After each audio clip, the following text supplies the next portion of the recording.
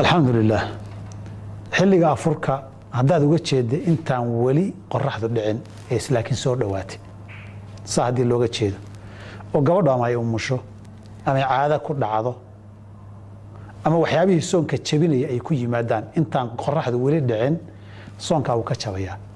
maalintaana dib bay ka soo qadaynaysaa cibaadaadka sidan oo kaleeto waqti bilowda waqtina dhamaadana in kala harinna haday qaybi burta qaybta kala way burtaa kama duwana adoo salaad tukanayay oo taxiyaadka u dambeeyay u fadhiya haday weysadu ka jabto maxaad sameyn lahayd de salaada dib ka soo bilow soo weysaysa waay tanina iyadu dambi kuma laha wax ka awood badan haduu ku yimid oo caadadii iyo umul ay ku timid ama xanuun iyo duruuf ay ku kaliftay qofku intuu isu yaabo wax cabi karaa waxyaabii soonka jabinayay qaab u jabinayay haday u dhacaan iyadoon qoraxdu wali dhicin ilaahu baalkeedana ha sii muuqde soonka uu jabaya maalintaana gabadhu way qadaynaysaa hadii laakiin waqtiga afurka ay uga jeedo qoraxdi way dhacday hadma haday dhacdo